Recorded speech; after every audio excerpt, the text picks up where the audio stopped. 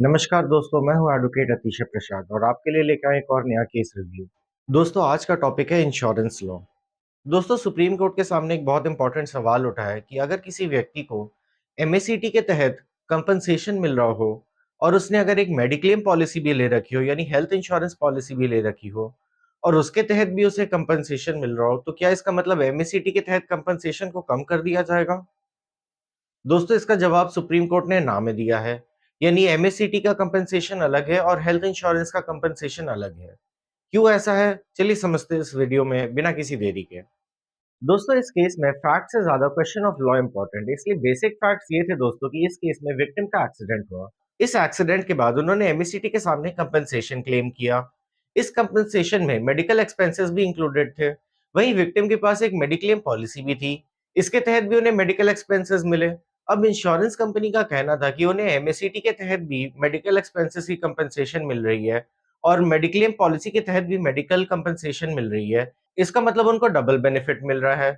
Basically insurance company का argument था कि एक हॉस्पिटल के लिए दो जगह से कंपनसेशन कैसे मिल सकता है, एमएससीटी के तहत भी और मेडिक्लेम पॉलिसी के तहत भी। दोस्तों, इंश्योरेंस कंपनी की इस दलील को सुप्रीम कोर्ट ने 4 रीजंस पे बेसिकली डिनाई किया है।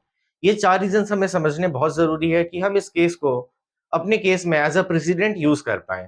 तो बिना किसी देरी के वो चारों रीजन समझते हैं। दोस्तों, पहला रीजन ये था कि सुप्रीम कोर्ट का कहना था कि दोनों कंपनसेशन के सोर्स अलग है।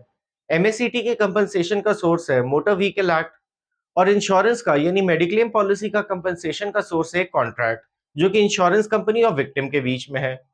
यानी एक क्लेम का कंपनसेशन का सोर्स है एक कॉन्ट्रैक्ट और दूसरे क्लेम का कंपनसेशन का सोर्स है एक स्टैट्यूट यानी मोटर व्हीकल्स एक्ट। इसलिए दोस्तों, दोनों को एक दूसरे से कंपेयर नहीं किया जा सकता है। एक है स्टैट्यूटरी बेनिफिट और दूसरा है benefit arising out of a contract.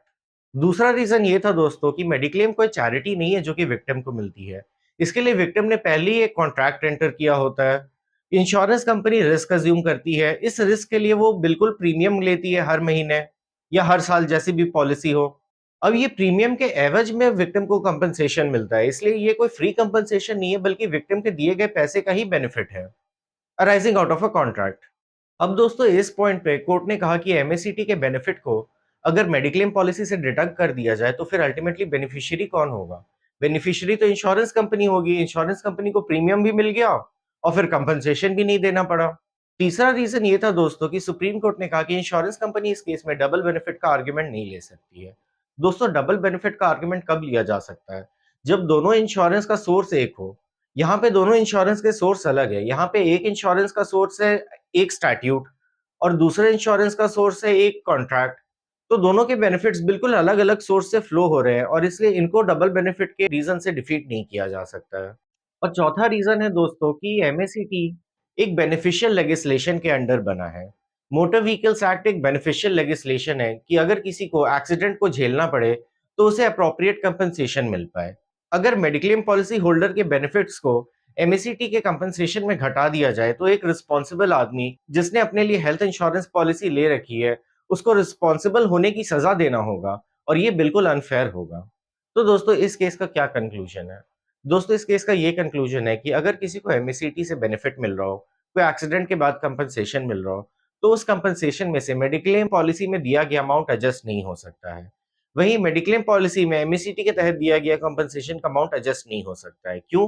क्योंकि दोनों एक अलग-अलग सोर्स से आ रहे हैं। एमएससीटी का कंपनसेशन मोटर व्हीकल एक्ट से आ रहा है और मेडिक्लेम का कंपनसेशन इंश्योरेंस कॉन्ट्रैक्ट के थ्रू आ रहा है। तो दोस्तों, आई होप ये इंश्योरेंस लॉ से रिलेटेड शॉर्ट वीडियो आपको पसंद आया हो और इससे आपको पता चला हो कि आपके राइट्स मेडिक्लेम पॉलिसी के अंडर और मोटर व्हीकल एक्ट के अंडर क्या-क्या है। और ऐसे लीगल अपडेट्स के लिए जुड़े रहें हमारे चैनल प्रसाद लॉ से।